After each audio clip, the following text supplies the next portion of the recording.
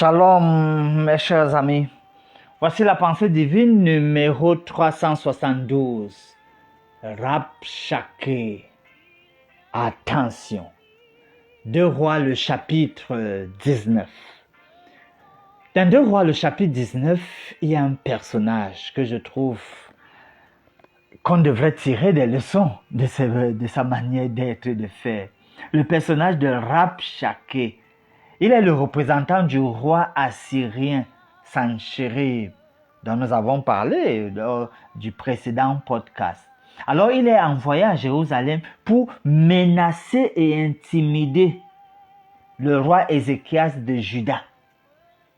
Le nom Rabshakeh signifie chef des officiers, ou encore, en langue assyrienne, chef des eunuques.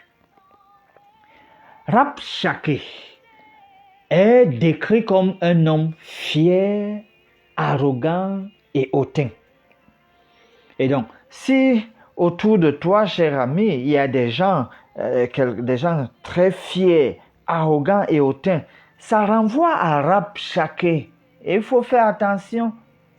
Rabshakeh se tient devant les remparts de Jérusalem et se moque du peuple de Juda, se moquant de leur confiance en Dieu et affirmant que les dieux des autres nations n'ont pas pu les libérer de la domination assyrienne.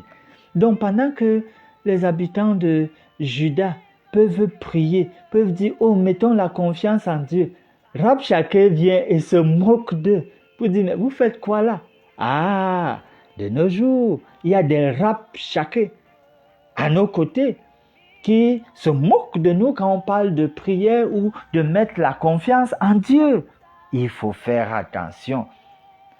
Il déclare également, toujours Rabshakeh, que le Dieu de Juda ne pourra pas les sauver.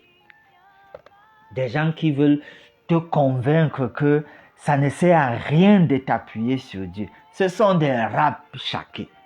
Rabshakeh utilise des mots puissants et méprisants pour tenter de décourager Ézéchias et le peuple de Juda. Rabshakeh, politiquement même, il fait des promesses trompeuses de richesse et de prospérité s'ils se soumettent à la Syrie. Donc, c'est ça qu'il dit aux habitants de Juda. Soumettez-vous et puis on va vous donner des richesses, et il y aura la prospérité.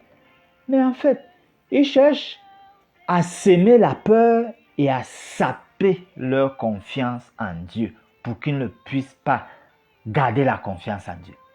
Pourtant, malgré ces paroles menaçantes, Ézéchias et le peuple de Juda restent résolus et se tournent vers le Seigneur dans la prière.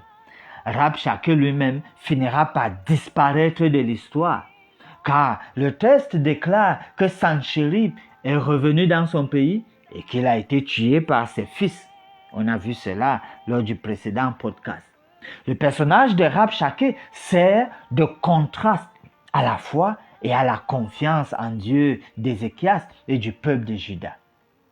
Rabshakeh représente l'arrogance et l'oppression de la Syrie, tandis que la défaite ultime de Sanchérib montre la souveraineté de Dieu et sa capacité à vaincre les ennemis d'Israël.